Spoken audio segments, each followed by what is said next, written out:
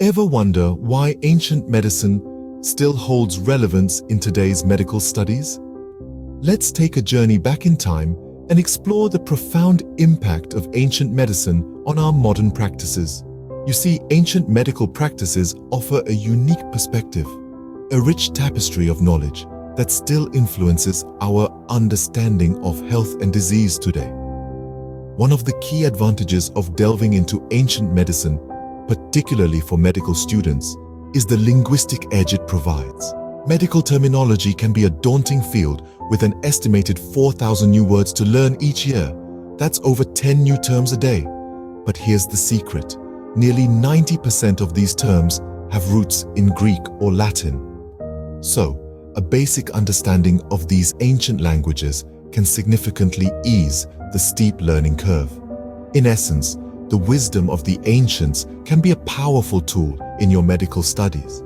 So, having a grip on ancient languages might just make your medical journey smoother. Did you know that studying ancient medicine might actually put you ahead of your time? When we conjure up images of ancient medicine, we might visualize superstitious practices rather than scientific ones.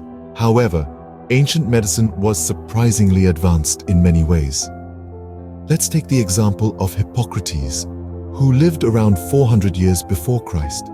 Despite the primitive state of medicine in his time, Hippocrates was remarkably ahead of his time, pioneering an approach that is still relevant today.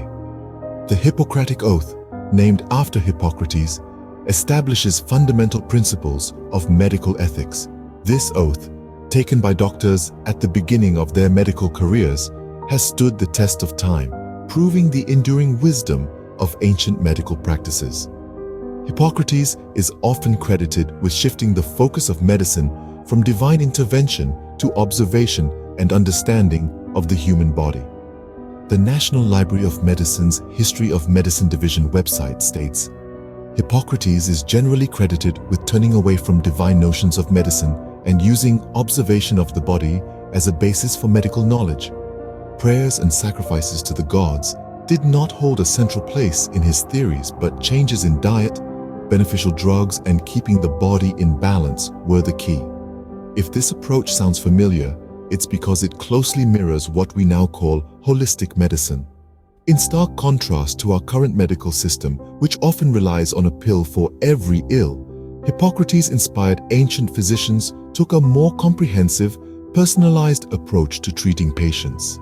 They focused not just on the disease, but on the patient as a whole. They recognized that the equilibrium of the body was crucial to health and that diet, lifestyle, and natural remedies played significant roles in maintaining this balance. So by studying ancient medicine, we can see that the essence of good medical practice hasn't changed all that much. It's still about treating the patient, not just the disease, and maintaining the delicate balance of the human body. Thus, ancient medicine offers a well-rounded, tailored approach to treating patients, not just their diseases. Ever thought doctors know everything? Ancient medicine might make you think otherwise. It's often easy to fall into the trap of believing that our modern knowledge is complete or absolute, especially in the medical field. After all, we have cutting-edge technology and centuries of accumulated knowledge at our disposal. But, as history teaches us, knowledge is an ever-evolving entity, and sometimes it's the things we don't know that shape our understanding the most. Take the ancient Greek physicians, for instance.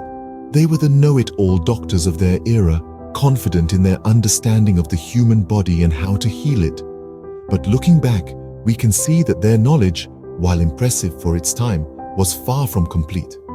Many of their theories have been disproved or refined over time, reminding us that even the most confident of experts can be proven wrong. This is not to discredit our modern medical practitioners, far from it. It's a reminder that being a good physician isn't just about knowing everything.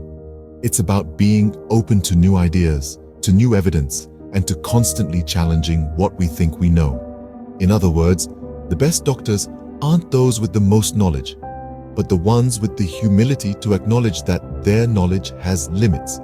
It's the doctors who are willing to learn, adapt, and grow, who truly excel in their field. The ancient Greeks might have thought they knew everything, but we know now that they did not. And perhaps in the distant future, we'll find that we were wrong about some things too.